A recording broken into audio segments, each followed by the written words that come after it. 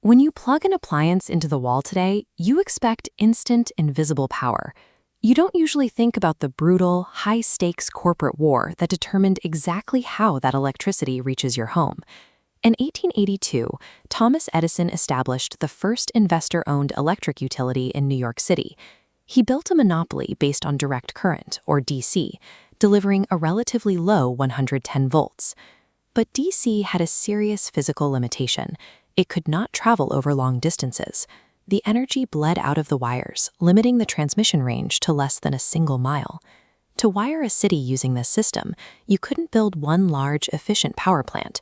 You had to drop generating stations right in the middle of dense neighborhoods and surround them with impossibly thick, expensive copper wires just to handle the load. Edison's financial empire was ultimately constrained by the laws of physics. That physical bottleneck made his entire grid highly vulnerable to disruption. That disruption arrived with an entrepreneur named George Westinghouse. He realized a rival technology, alternating current, or AC, could bypass the distance problem entirely. This animation shows how AC systems utilize transformers. You can take a low voltage generated at a power plant and step it up to a very high voltage. This pushes the electricity across miles of thin, cheap wire with very little energy loss. Once that high voltage reaches its destination, a second transformer steps down the power back to a safe, low voltage for a residential home. Nikola Tesla solved the final mechanical hurdle to a universal grid. His polyphase AC induction motor enabled high-voltage currents to drive massive factory machinery, expanding the utility of AC power far beyond simple indoor lighting. Westinghouse now had a system that could generate massive amounts of power miles away from the consumer. It rendered Edison's short-range, copper-heavy plants obsolete. By the late 1880s, American cities were a chaotic mess of uninsulated telephone, telegraph, and arc lighting wires. Winter storms would knock them down, causing a string of gruesome, highly publicized accidental electrocutions that terrified the public. Edison saw an opportunity to protect his fading market share. He decided to weaponize this existing public panic specifically against the high-voltage lines used by Westinghouse.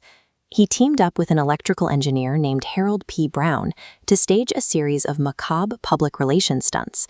Inside Edison's own laboratory, they systematically electrocuted stray dogs, calves, and even a horse, making sure to explicitly use alternating current. They took it a step further. When New York State sought a new method of capital punishment, Edison and Brown secretly colluded to ensure the world's first electric chair was powered by Westinghouse AC generators. Edison had completely abandoned scientific debate for psychological warfare. His goal was to permanently brand AC as the executioner's current, hoping lawmakers would restrict its voltage and regulate it out of existence. Yet, despite the gruesome demonstrations and overwhelming media manipulation, Edison lost the war. The reason comes down to the underlying mathematics of Tesla's polyphase system. It was an undeniable solution to delivering massive, smooth power. This diagram shows a standard single-phase AC circuit. It's a single undulating wave. 60 times a second, that wave hits the zero line. For a fraction of a moment, the voltage drops, meaning power delivery is slightly uneven. A polyphase system solves this by introducing a second and often a third AC line. By staggering these overlapping waves by 90 or 120 degrees, the timing is perfectly offset. When one wave hits zero, another is cresting at peak. Instead of pulsing, those overlapping waves generate a smooth, continuous, rotating magnetic field. This eliminates long-distance inductive loss and allows alternating current to drive heavy motors efficiently.